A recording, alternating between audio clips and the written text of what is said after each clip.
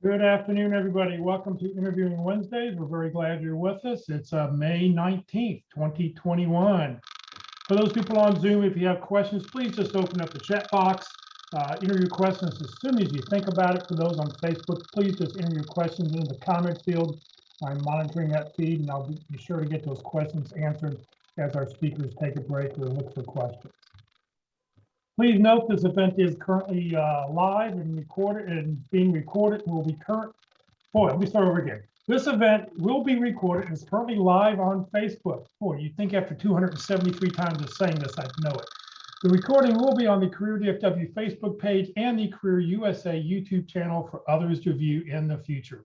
By participating in this event, and if you post a comment in the chat box or have your microphone or camera on, you give consent for your comment, name, and picture to appear. All right, good afternoon, everybody. My name is Jeff Morris. For those who don't know me, I founded Career DFW as a website back in 2008 to help those who were unemployed in the Dallas-Fort Worth area. In 2012, I started a second website, careerusa.org, to help people outside the Dallas-Fort Worth area in their job search. I've written a book called What I've Learned About Your Job Search that you may not know. It's available on Amazon. Since 2007, I've been facilitating and leading the North Dallas Plano Career Focus Group. The group's been around since the late 1990s. I took it over in 2007 when the leader who was leading at the time said he got a job, who wanted to take over. I think I scratched my face and said, okay, Jeff, you're it. So I've been doing that since 2007. I'll tell you about our upcoming programming that we're doing this Friday at the end of this session. And since 2017, I've been a member of the practice interview team. And you'll hear more about the pit crew here in just a couple seconds. Well, we've got, back when we started this a year and a couple months ago, I reached out to Mark McDonald and Walt and said, hey, we're not meeting in person anymore. Can you help us and put together some kind of workshop for people about interviewing it? Who knew that the workshop would take 13 different sessions, about 18 hours or whatever. So thanks to Mark and Walt for being here. So Mark, you want to introduce yourself? Yes, thanks you, Jeff. And so, yeah, I've been involved with the pit crew since 2013, which was right after I got laid off for the third time. So I've walked in your shoes 3 times, and the first 2 times I landed pretty quickly within a couple of months. But that last time, which was actually at the end of 2012, it was much more difficult. And as a matter of fact, I never did get back to working in the telecommunications equipment industry. But the positive part of that was I did get involved in the pit crew and have been doing it ever since. So the pit crew provides practice interviews, and we do that in a very customized and personalized way. So you need to send in a resume and a job description when you're ready to practice. I have a group of volunteers. They've all been hiring managers, and many of them are in job transition, just like you, but every one of them, like my experience, have been laid off at least once. And so they're the ones that give the interviews. They're the ones that give you feedback. They're the ones that give you a very realistic interview experience based on your background and the job description that you provide. So we'll talk a little bit more about that at the end if there's time. But if you'd like to do a practice interview, just send your information, job description, and resume to the Dallas Pit Crew at gmail.com. And don't worry about how much it's going to cost, because it costs $0. Free. What's that commercial? Free. I encourage you to link in with me. That'll help build your network, especially for target companies and finding people to talk to inside your target companies. So you can go to LinkedIn and you can search on Dallas Pit Crew, or just the pit crew, or you can search on my name. Be sure to include the middle initial and you'll find me pretty quickly. All I need from you is a brief note that says, I saw you on Interview Wednesday, and that's good enough for me. I just want to know where we made our connection, and then I'll add you to my network. So Mark A. McDonald.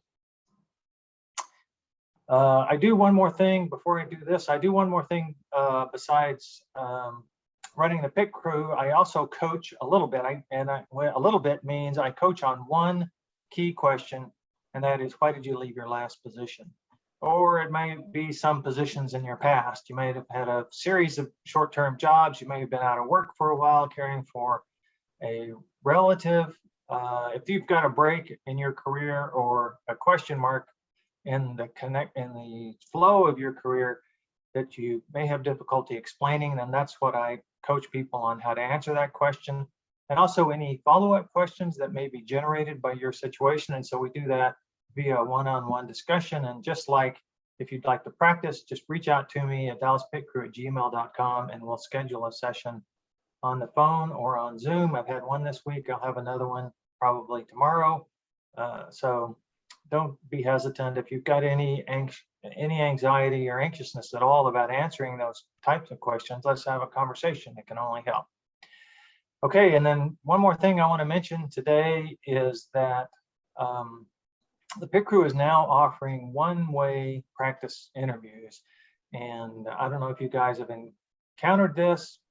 A one-way interview is where you go to a website and they ask you questions. The questions may be written, or there may be a recording of somebody asking the question, and then you record your answer. There's nobody really there. It's all one way. And in some cases, you get to retry, you get to review and retry. In other cases, it's just one and done. You get 2 minutes or 3 minutes to provide an answer. And so the Pit Crew has an option where you can practice that with 4 questions, and you get the questions in advance, but you only get one shot at it. So we're really trying to encourage you to prepare for that kind of one and done interview experience, one-way interview experience. And nobody sees this video but you, and it's not capped or recorded. Once you have it, if you want to share it with somebody, that's up to you, and maybe get some coaching or something like that. But just let me know via email if you'd like to participate in this new program with the Pit Crew. Thanks. Good afternoon, Walt. Good afternoon, everyone. I also enjoy helping people with skills on their interviewing for confidence and success for hiring interviews. And I approach it a little bit differently. First, I think one of the basic things we need to do is to back up and look at interviewing itself. What are the basic questions? What are the 11 categories of questions? What are the motives behind those questions? Because we need to answer motives as well as questions. And if you walk in just responding to questions, we might miss the boat. So how do we really sell ourselves? I ask people, what do we sell ourselves? Or what is that? Well, it's who we are, what we do, and how we can help them. So how can we sell those 3 elements and differentiate ourselves positively from the other candidates? So it's fundamentals. You will get a recording of your interview. It's very informal.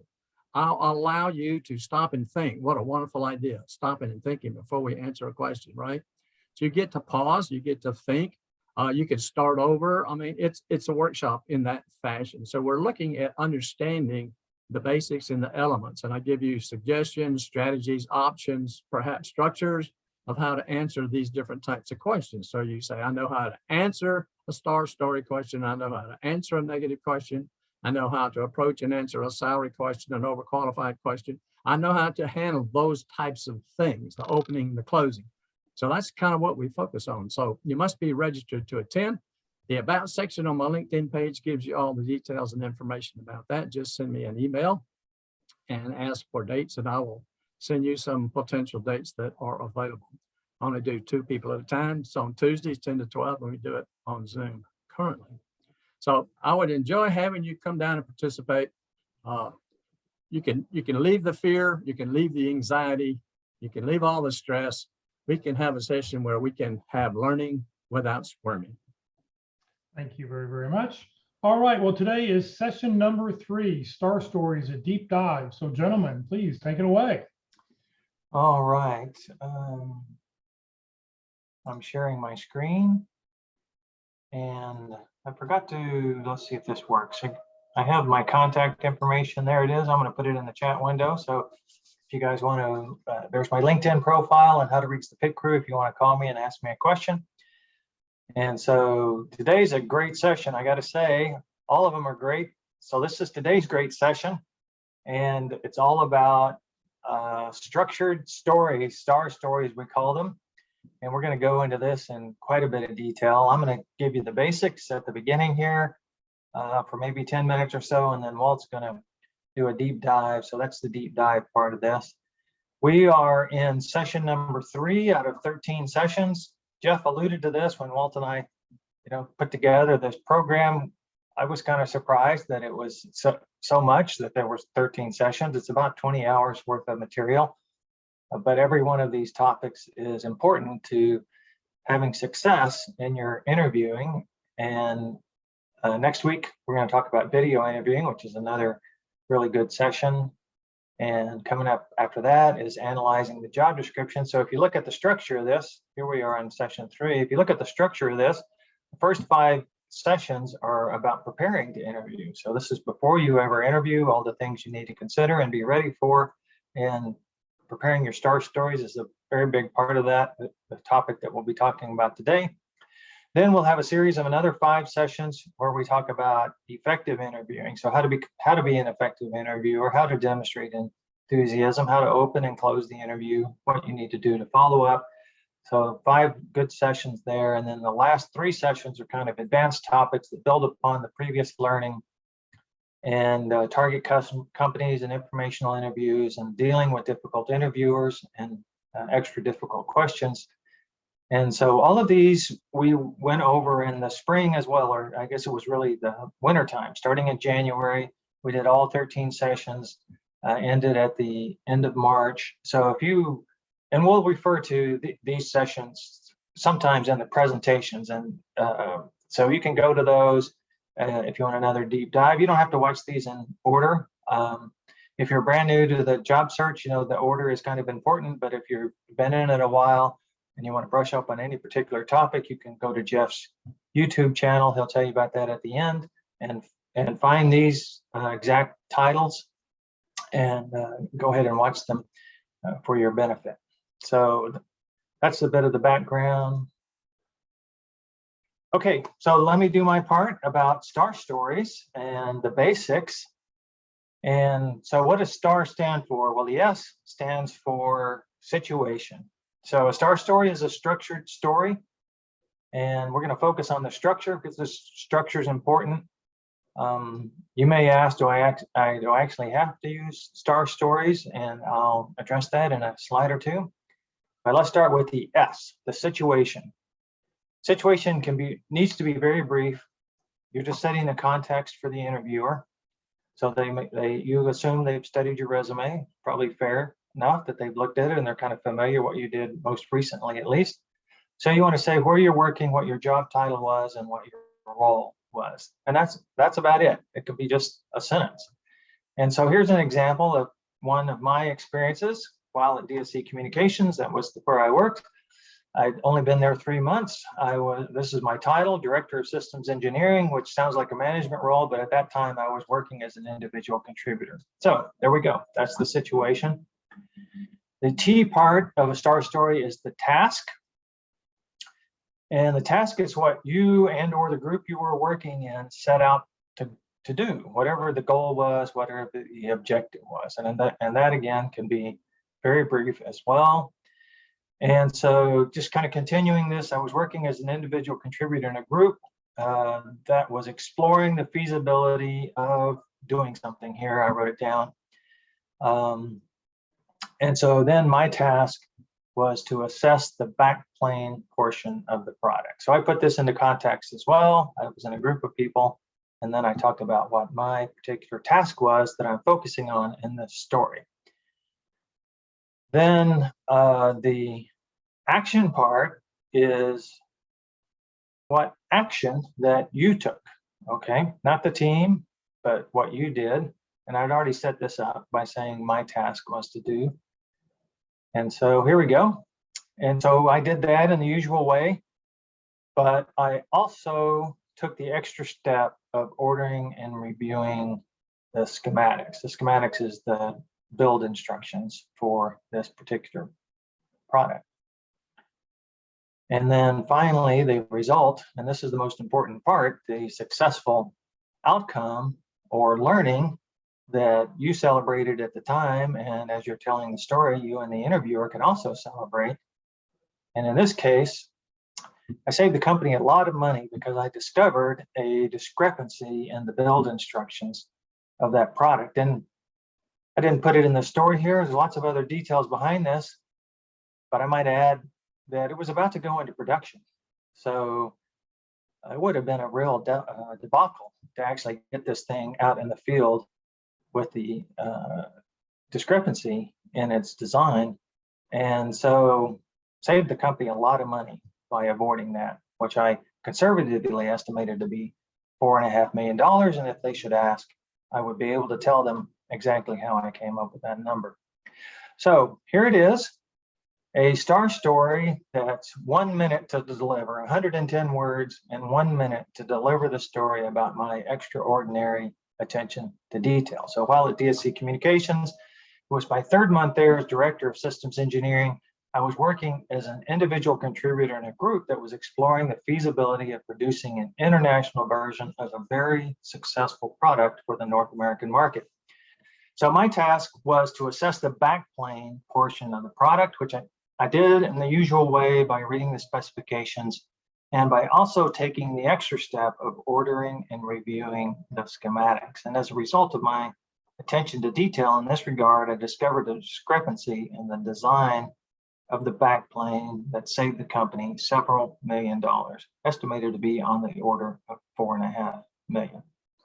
So that was 110 words and 1 minute to deliver. So let's continue with the basics, because here's the first question that people ask: how long should a star story be? And the answer is short, 60 to 90 seconds. So I just did that one in 60 seconds. 90 seconds is as long as you ever want to go before you tell the result, right? So you want to get to the result by, the end of the result by 90 seconds. Partly, there's several reasons for this. From a strategy perspective, you may not have a direct hit on what they ask, so you don't want to talk too long. They may just be perfunctorily interested in this topic. So if you spend 4 or 5 minutes talking about it, you've wasted 4 minutes. But shorter is better, and 90 seconds is the maximum. And just for your information, this 180 word max comes from Word. So if you type out your star story, 180 words using the Microsoft Word count feature. And if you don't know this, the average person talks at a rate of 110 words per minute, unless you live on the East Coast, which is probably about twice that. Okay, what about team accomplishments? Well, I addressed that in my star story. I said what the team needed to do, and then I said what I was going to do. But the story is about how you have helped. Okay, so not about what your team did, but what you did. So the action portion is about the action that you took. The rest of it, the situation, the task, and the result can be a team result. And because you may not be able to separate your contribution specifically from what the team did, but you want to talk about what you did as part of the team and the successful result. So you can use we and the team and the situation, task, and result, but when you talk about the action, you need to talk about yourself. How much detail should I include? Well, most people put too much detail into their star stories. So the answer to this question is a few important details.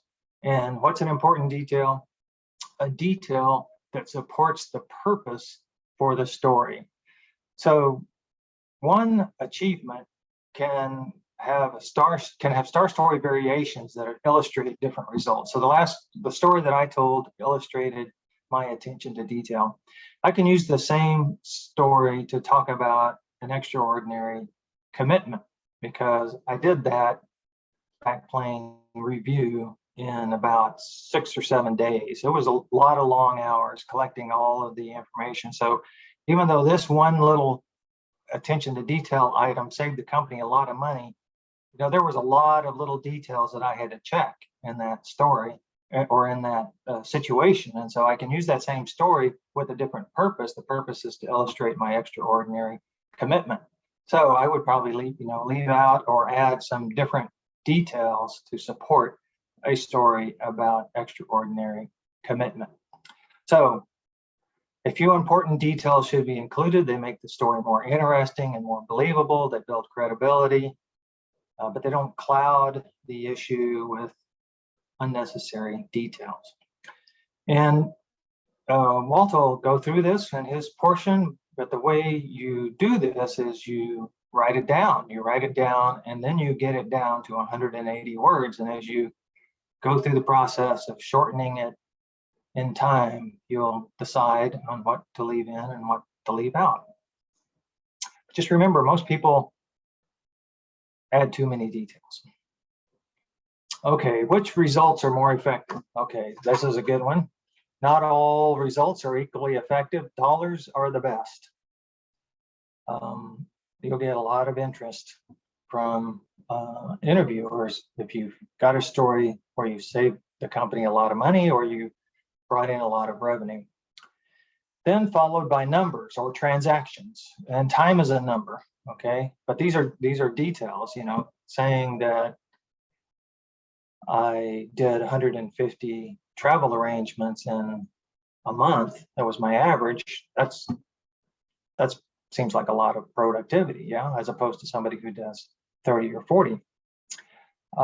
Percent is third most effective. So a 10% increase, you know, if it's from 1 to 10, that may be a lot. If it's from 10 to 100, that may be great. If it's from 100 to 1,000, that sounds a lot better, you know.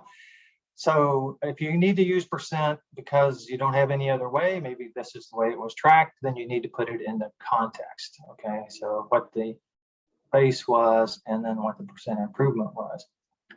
And so coming from a low value to, you know, a slightly bigger value, like from 1 to 10, is not as big a deal as going from 100 to 1,000, right? So you need to put that in context to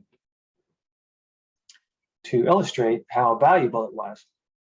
And then the least valuable is just qualitative, but you know, if that's all you've got, then, you know, you can use that. And qualitative would be something like, you know, after I did this, things were a lot better, or they were a lot more efficient.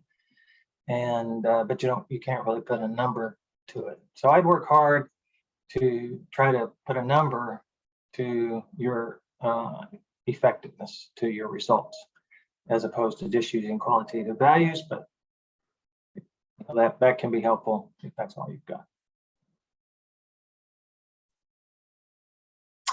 Okay, tell me about a time. So most star stories start out this way. Tell me about a time when you had a boss, that when you disagreed with your boss.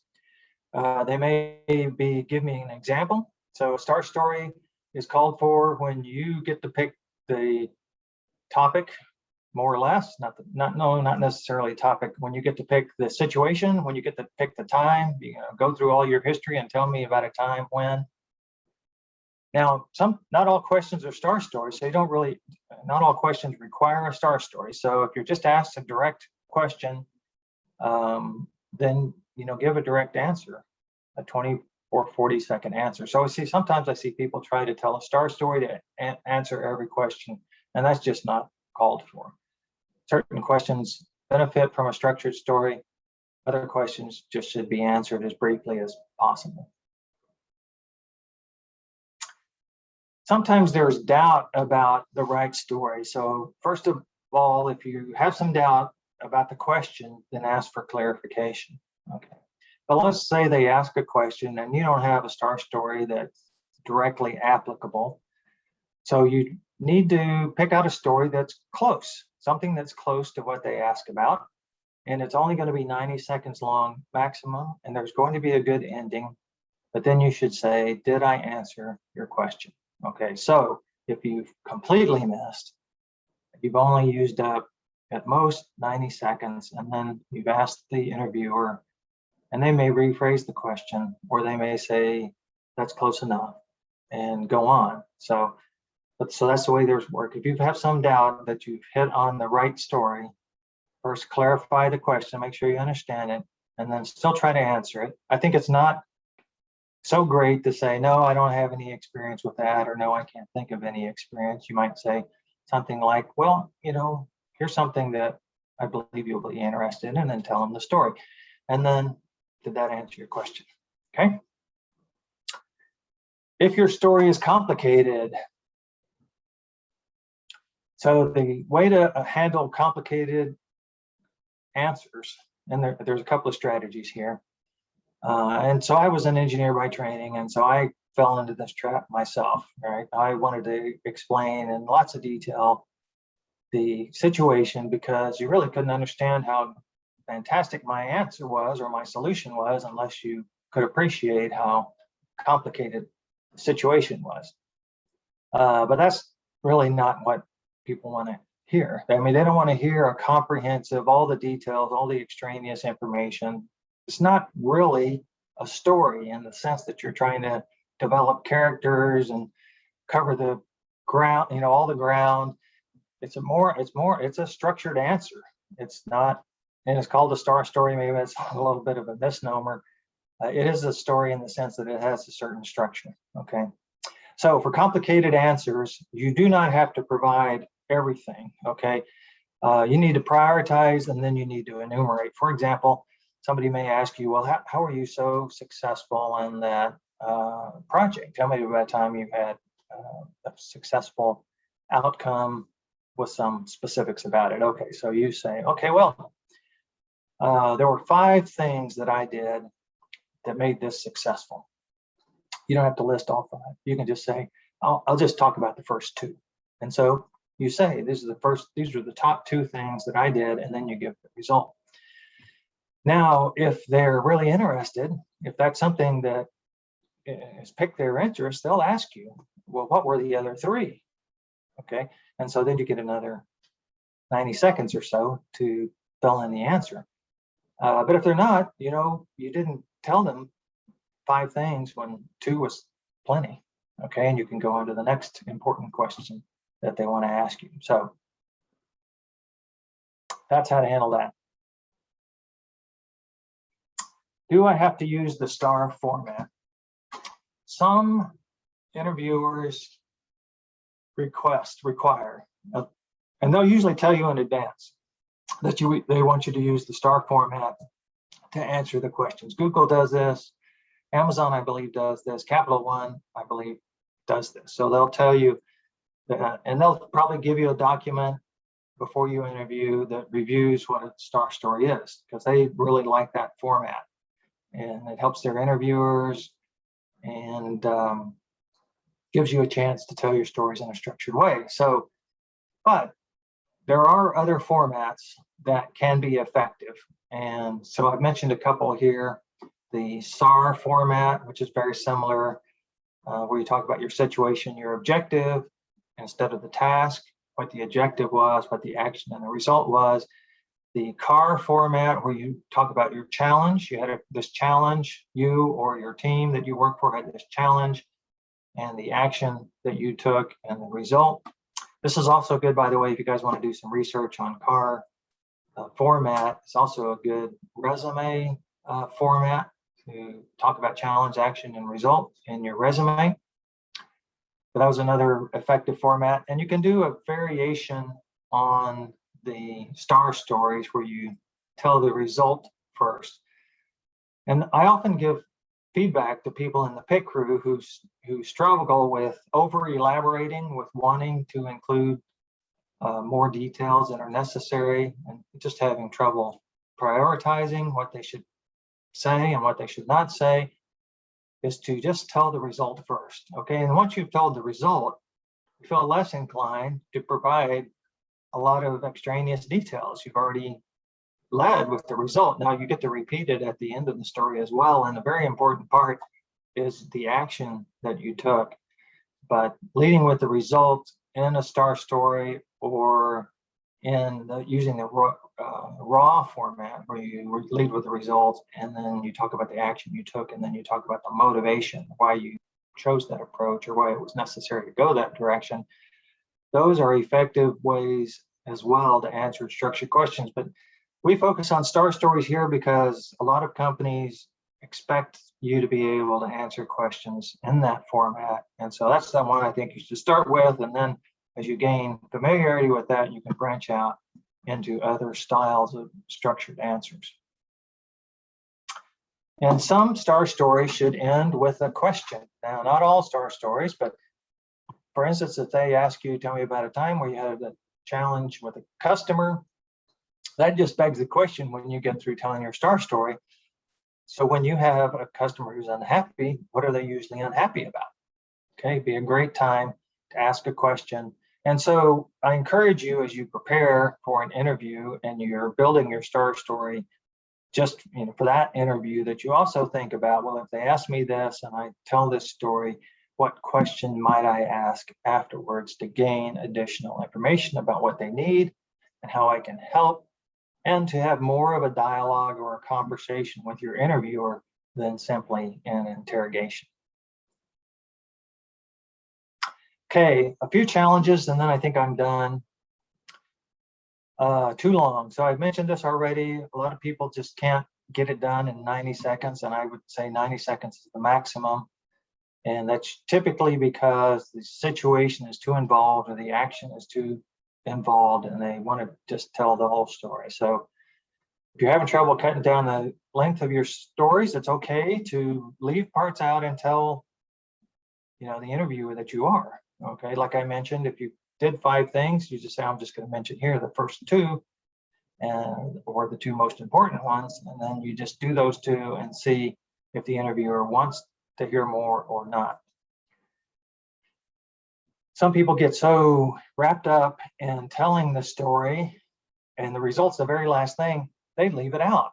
They end the story with what I did. And people have this problem with their resume as well. The resume will be full of things they do or did, but not talk about the result of those things, not talk about how it helped. And so this comes out in the interview as well.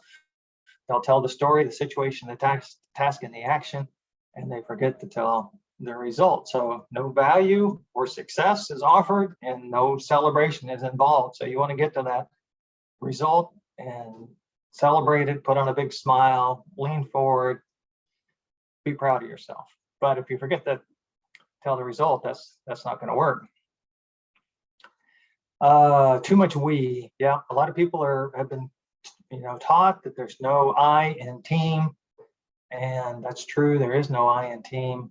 But when you're interviewing for a job, it's about how you can help. So you need to describe how you helped in the past, and it's got to be, my part was, or my task was, or my contribution was, or I did this, or I did that.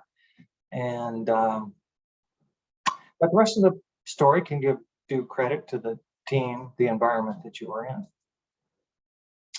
Okay, here's a good one. And so I talked about, how much detail should you put in a star story? A few important details. Some people answer their questions very generically. It's almost as if they're trying to teach, kind of professorial, a generic answer. Well, if I had this problem, I would have done this and this, or to solve this problem, you do this first and that second. So it's not personalized and it's not specific to a real situation. And that's a big mistake. It's not at all credible. And it may really damage your chances because the interviewer may conclude that you've never done it. You've read about it and you may have seen somebody do it, but you've never done it yourself because you can't tell a story of the specifics of that event. So don't watch out for this, being too general or generic in your answers. Okay, well, that's my part of it. I've got a moment maybe for if there's been any questions. I forgot to mention, if you have questions, put them in the chat. Doesn't look like we have any. So Walt, why don't you take over?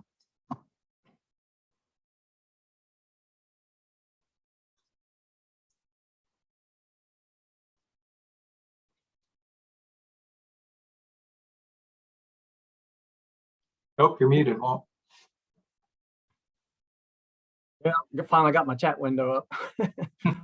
Your chat window disappears when you go into share screen mode and you have to hunt for it. So anyway, I'd like to back up for a moment. One of the differentiators that I include in the interview workshop is when you answer your questions, whose frame of reference are you in? 99% of the time, it's in our frame of reference. And so the suggestion is to say, well, we need to include the interviewer's frame of reference. What are they thinking? What are they looking for? Why this question? Why now? Why from this person? And why this point in the process? So I want to do the same thing here with Star Stories. Let's back up. Let's look at the hiring company and look at their side of things on the Star Stories, and we'll talk about that briefly. So this came about with behavioral event interviewing. It started back in the 70s, and it was really came out to be, says, I really need to figure out how I can tell in an interview whether a candidate can actually do the job. Now, it's a little bit broader than that. It's, do they fit in here? Can they do the job?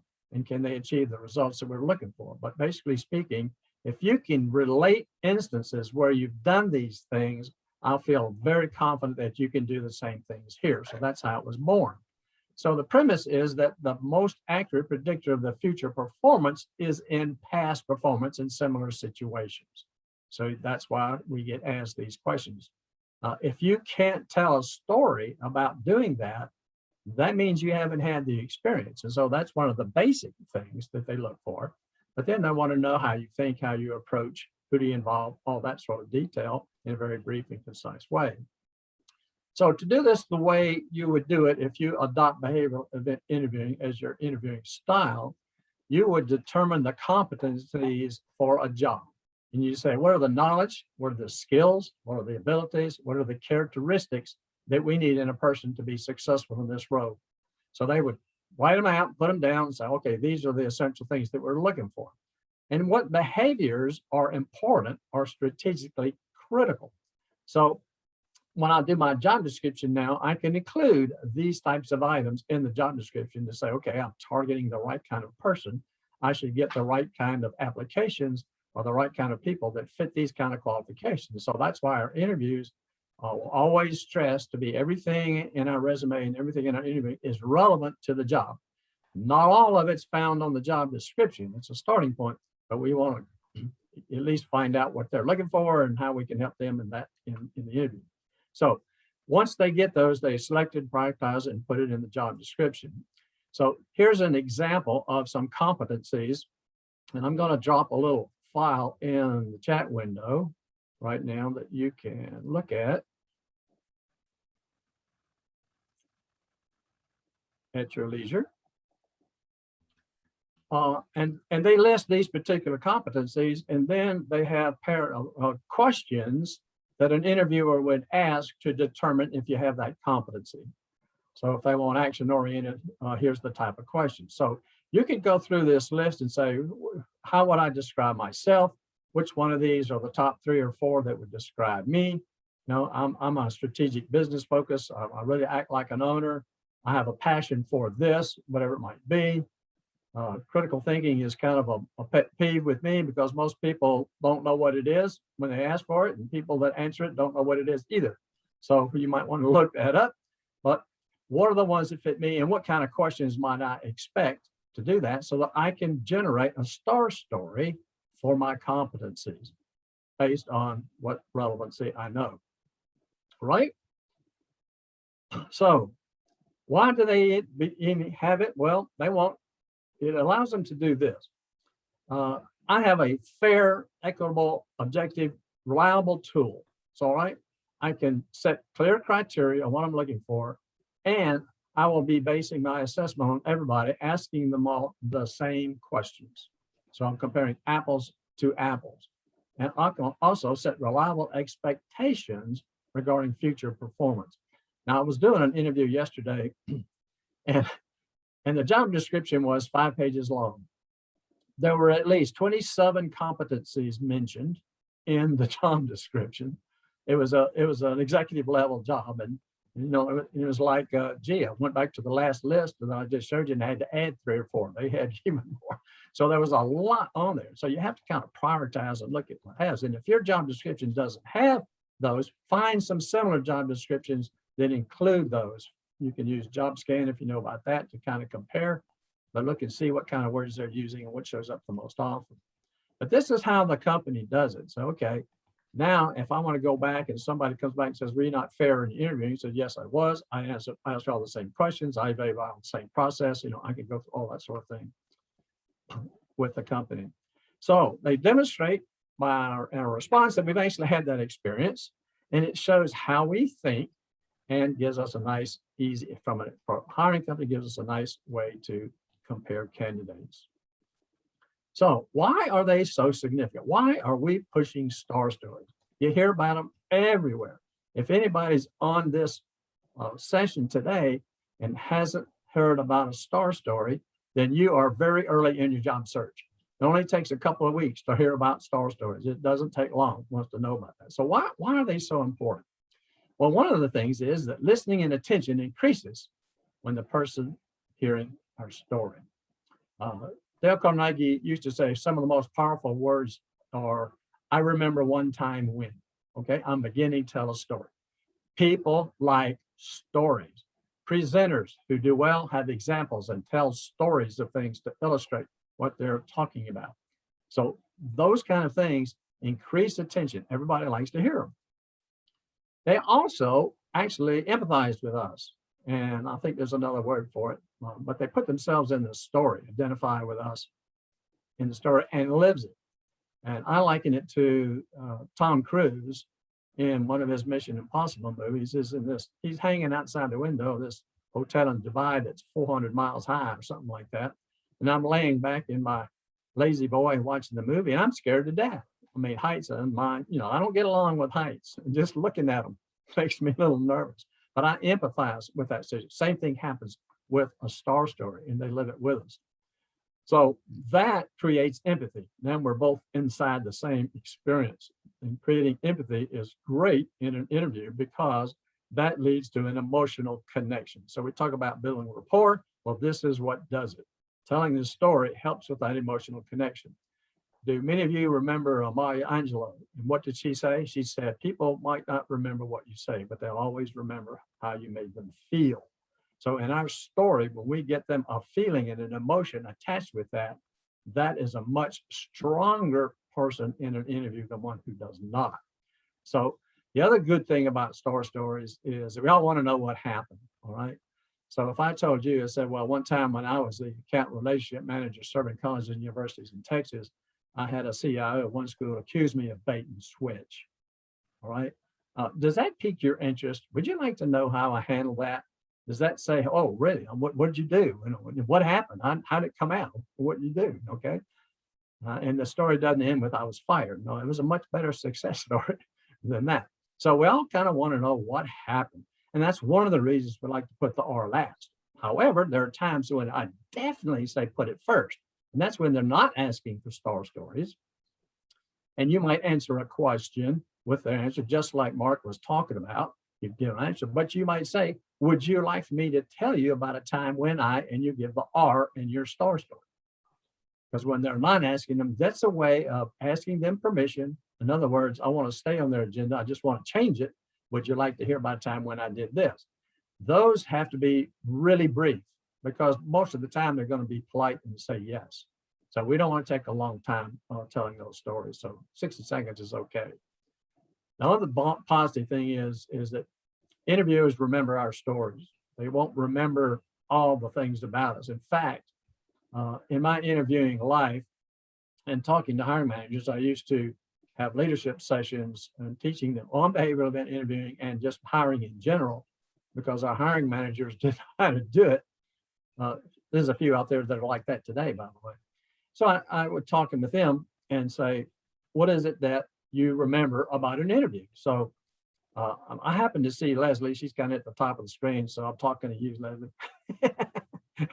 So one of the things that happens is they say, well, I remember Leslie. I'll say, yeah, well, what was it about Leslie that stood out? And there's this pause and there's it was just a good interview, all right? Meaning there was a connection made, all right? There was a positive thing. I remember Leslie. There's something positive about it. I might not even be able to list all the pieces of it. I probably could. But, we go into this thing, everybody takes notes and they get down and we sit there together and we say, okay, candidate A said, candidate B, we go through all this analytical process for that. But included in that is when you vote, you're going to vote for the person that you want to work with. right? That can do the job and they can help you. You're not going to vote for the person that you don't want to work with, right? And so that's the characteristics and that's the cultural fit. But they remember that and connect it to us. So what if a question is not asked? Well, that's what I do. You give a response and say, would you like me to tell you about a time?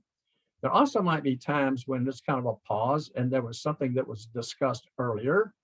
And so while there's this pause going on, you might say, we were talking about this, or you were looking at this particular aspect. Would you like for me to tell you about a time when a relevant achievement to the topic of discussion inside the interview?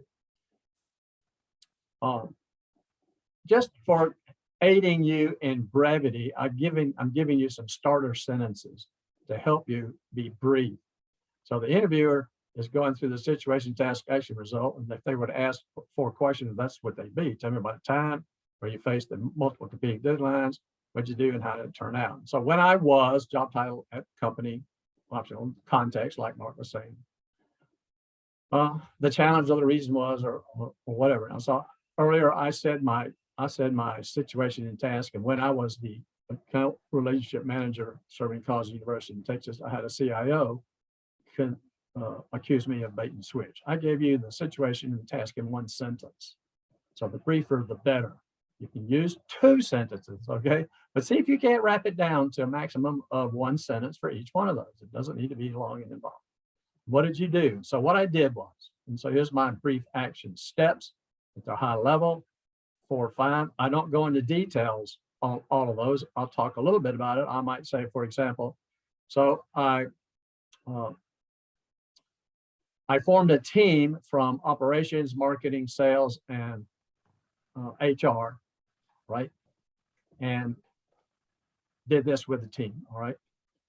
Now, one of the questions that I would ask as a follow-up if somebody told me that, I said, tell me, how are you able to compete with the team's time doing their regular jobs and the time that they had to spend on this particular project?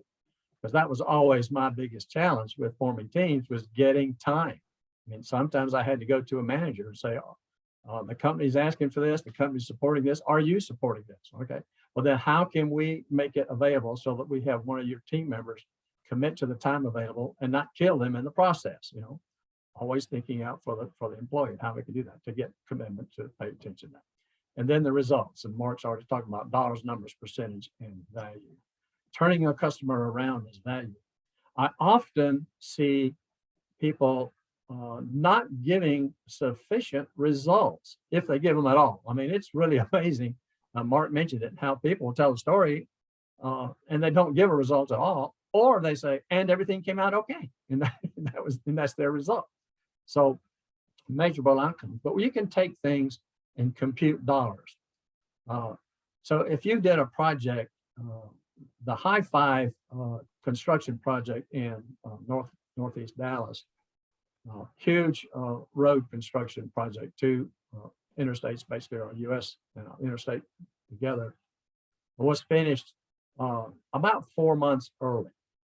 Why? Well, there was a huge incentive per month, finished early, okay? But they did finish it early. And so finishing it early, on the basis of finishing a project early, that saves money. How many people are on the team? Average salary runs this, add 25% for benefits, blah, blah, blah, blah. And so bang, we save that. In fact, that's an opportunity cost you save that allowed them to be productive doing other projects as well as this particular project. So I asked, okay, so you completed that implementation. Well, yeah, but that wasn't another thing that happened. I said, well, what did the customer say about it? Oh, they loved it. They were really excited about it. Okay, why don't you tell that? Did that customer become referenceable for others? Oh, yes, they did. Oh, how many? Oh, 3. How much revenue did they bring in? I mean, I can pull it out of people by trying to ask the story, but that's the kind of thoughts we want to have on the outcomes. There's more usually than just one simple outcome of a story. So how do we do it? So we're going to select an achievement that's relative to the job you're seeking. Therefore, that implies we have an achievements list. We have this thing, and it's great to have in our resume, but here's that. So we start with R's in our star story. We start with that, and we write the story. I'm just going to write it down. I'm just going to spell it. I don't care what I'm saying. I'm just going to write it all down. I'm not caring about brevity, whatever. I'm just going to try to tell the whole story as best I can, all right? And be sure you include your results. They often omit those, all right? Then review this writing and remove any redundancy or unnecessary language. It really doesn't add any value to the story. So be the listener and look at the words and say, do these words really change anything? Are they really adding any value to it? What can I do to eliminate that? Make sure that your action steps are in some sort of chronological order in the process of how you went about doing things. So version 3 goes another round of reducing the non-relevant content. Work to structure sentences in fewer words that still provide essential information. And that's kind of fun to do. Here's this long sentence and say, okay, I've got 17 words here. How can I say that in 8 words? All right. And you can do it. It doesn't take much work to do it. Then you test that story with others. So practice that story. Be prepared to provide additional details, because if they want to know something more about it, then you can give those details. And so you want to keep it to that time limit of brevity. So practice that.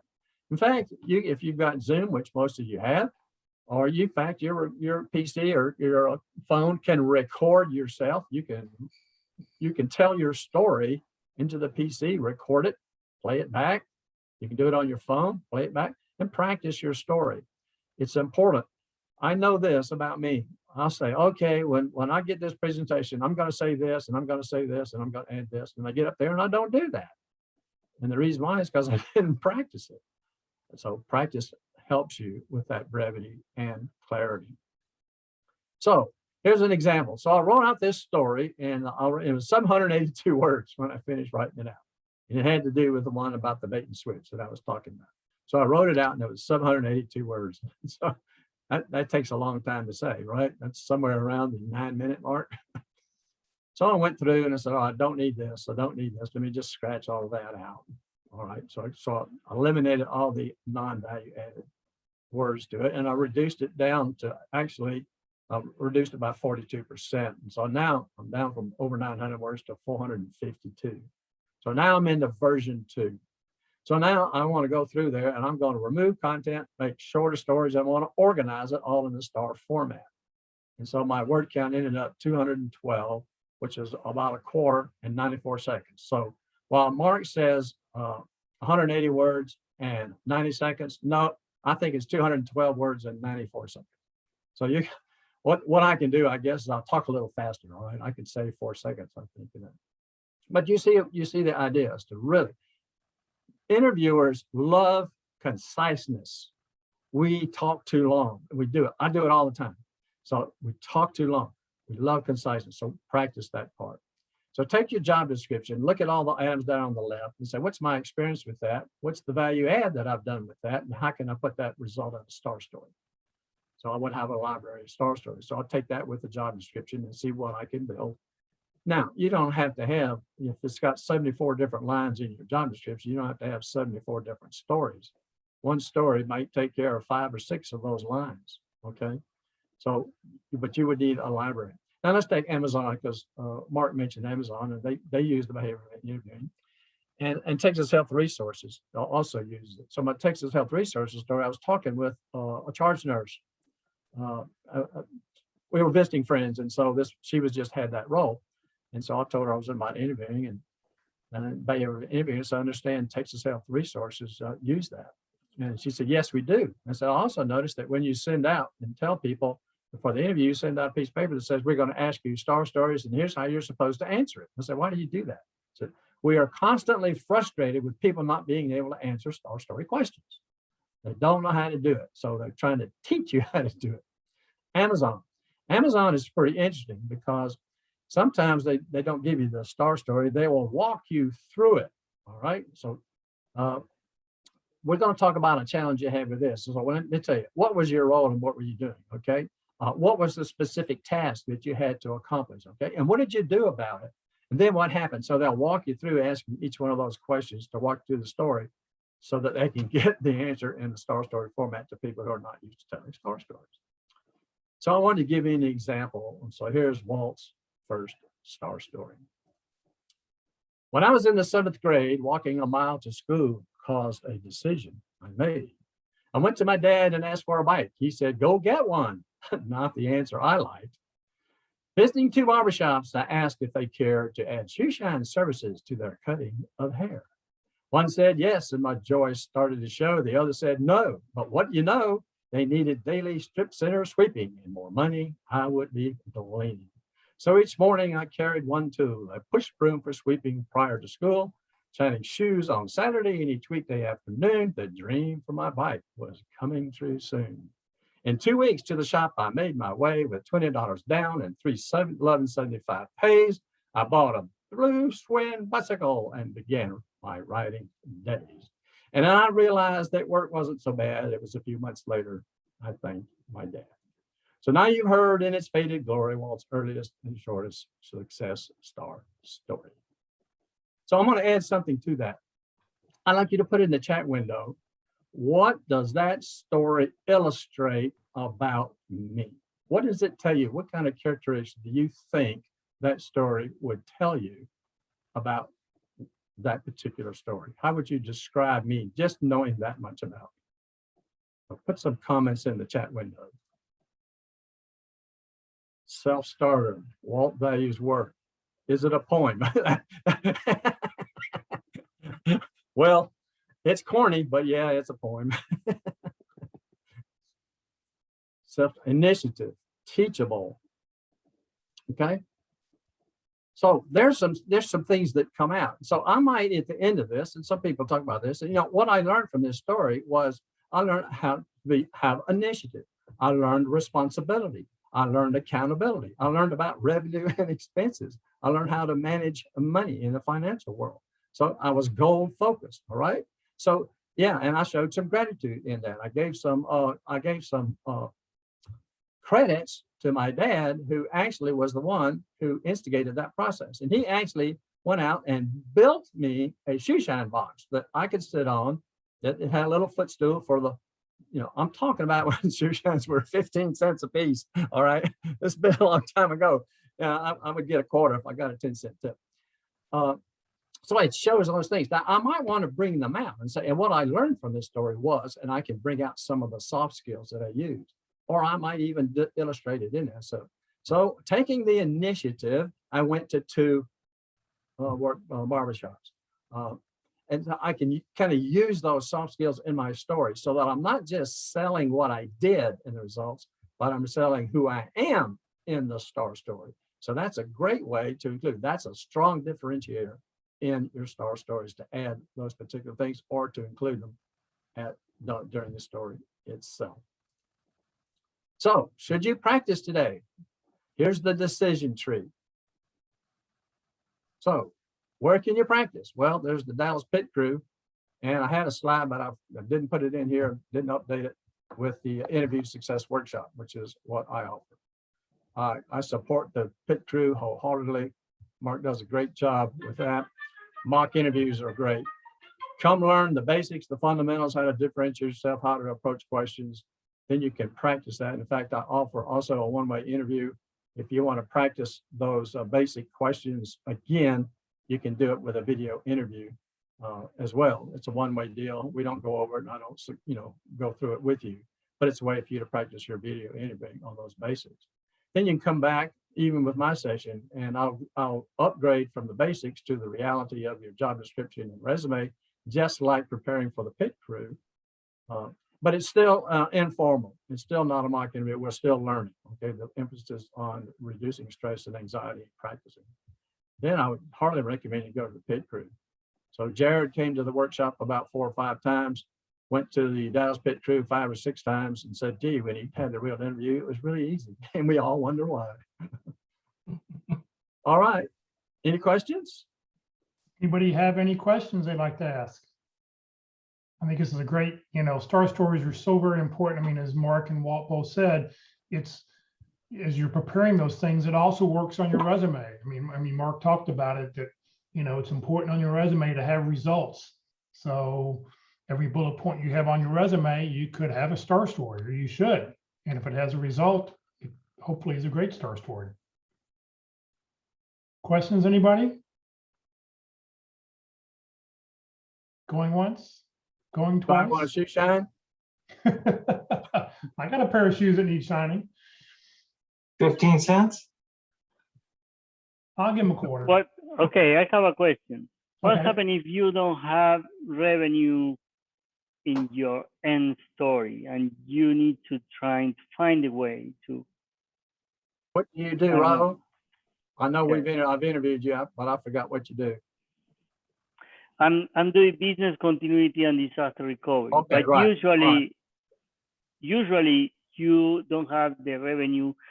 The most close that you have is the reducing the insurance prime, but Right.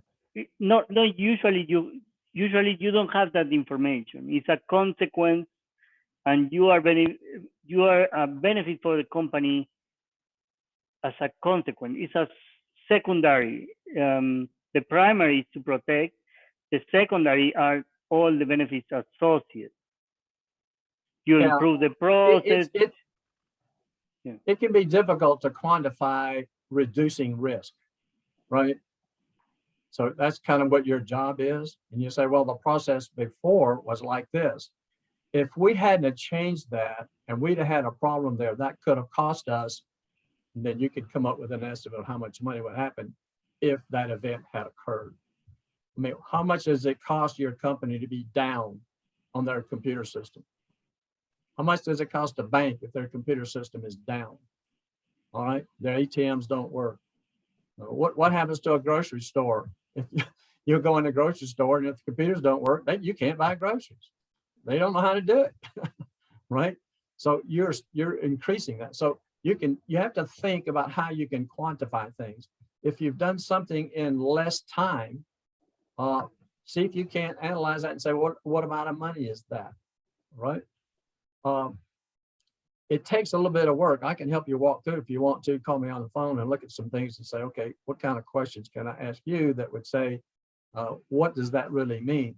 Because everything comes down to what Mark said, increasing revenue and saving expenses comes down to dollars. But all of our jobs aren't quantifiable. We can't really see exactly what we're saving. However, when I can show you that what the reduced risk is and say, what do you think it would cost you? You could ask them, what do you think it would cost you if when you tell that story, if that was in your particular case, what would have cost you if we'd had this event, if we had this event instead of avoiding this event? What do you think it would have cost you? And you can let them come up with a number and say, oh, it would be an amazing, fantastic number. It could be big or whatever it might be. So yeah, there's a lot of times, it's like, there's years ago, they were advertising this car and they say, you can save $3,000 on this car, take a vacation. And I'm thinking, where's the $3,000 coming from? Yeah, I'm saving $3,000, but I can't take a vacation. I like the story of, I remember once talking to a receptionist and said, well, how do I measure what I do? I said, well, how many phone calls do you get a week? Oh, around 400. And how many people do you have to distribute those phone calls to? Oh, there's 23 people who work here in the office. So there you go. You've got some measurables that you handle 400 phone calls a week. They get distributed to 23 people, even if you can go and I answer my, on average, I answer my phone within 2 rings.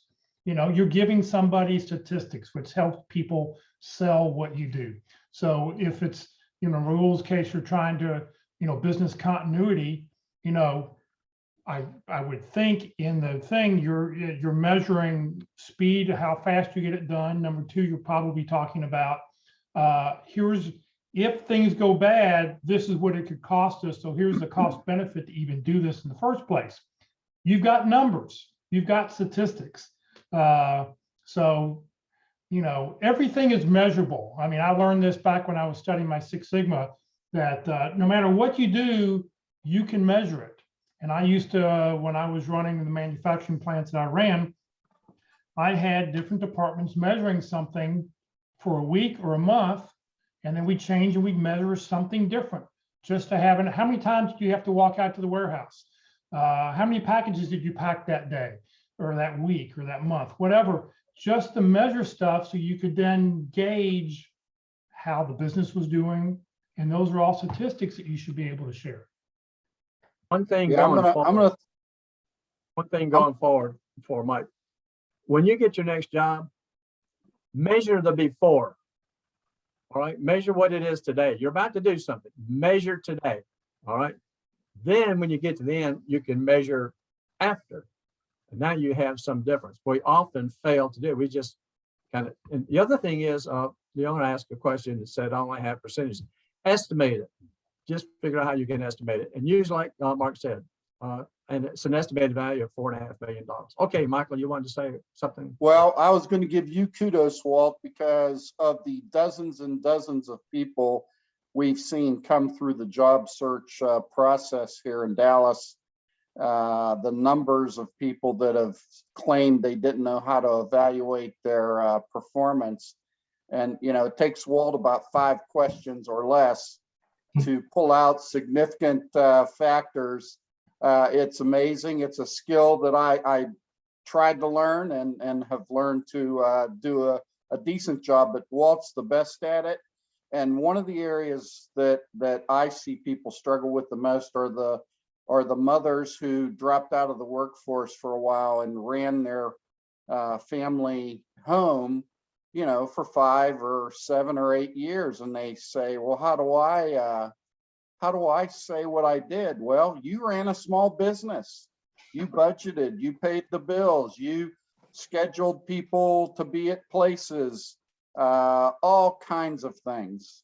So, you know, there's a way to draw out performance statistics from any situation. If you're really, really struggling with it, Jeff, Mark, Walt, I'm willing to help. We can help you at least get on track, because you know, it just takes a little bit of to some degree experience, because even I wasn't great at it, but I think I learned under the tutelage of some of these guys, and it works. It's not as hard as you think it is. If you were out of work for a while, you actually were a CEO. You did everything but marketing because you didn't need any additional tasks, but you had to manage a lot of stuff and a lot of activities. And you can say, I'm good at organizing, I'm good at it, you know, when you describe this, because you probably have adapted those things and done those in jobs before. Walt, this is Ann Spoth. I have a story about my star story that it goes along those same lines that Michael was just discussing. When I first interviewed at EDS, I had no experience in the job that I was interviewing for. So my star stories weren't directly related. And one that I had prepared was a story about planning my in-laws' 50th wedding anniversary. And as I developed it, and my conclusion was, I knew it was a successful party when one of my sister-in-laws said to me, the way that you plan this and the success of it, you would have thought you were their daughter, not their daughter-in-law. So I had that whole story planned out. I presented that in the interview. I got the job, and about a month later, I was having lunch with the admin, and she told me that that star story was the one that stuck with them and got me the job. Related.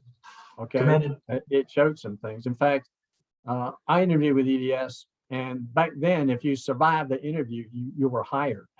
The style has changed greatly since then. Yes. But yeah, I'm very familiar. I worked 25 years there, and teaching managers how to hire and all that was at that place. So yeah, well, good for you, Ann. That's a good time when you can, because it demonstrates relevant skills to the job. Commitment. Well, Attention to detail. I think it indicates ingenuity, because for somebody to take an experience like that and be confident enough to present it in a sensible way, you know, it takes some guts to step out there and tell a story like that. And I think that warrants some attention. In general, I recommend starting with all professional before personal, but there are always exceptions. Okay. Mark, you wanted to add a comment?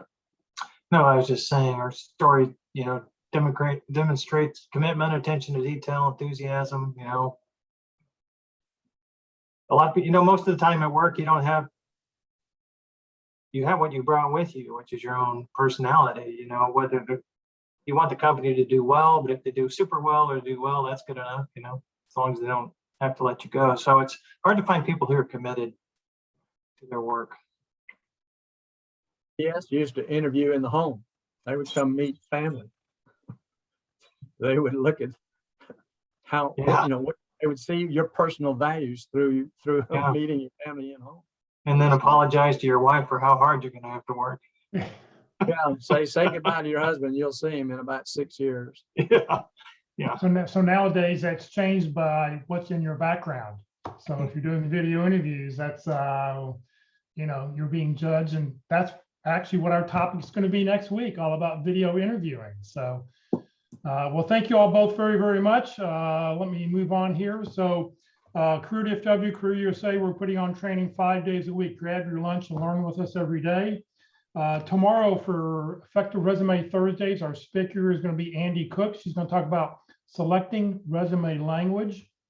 Friday at the North Dallas Plano Career Focus Group, Job Search Optimized and the QTNT Personal Value Calculation Process.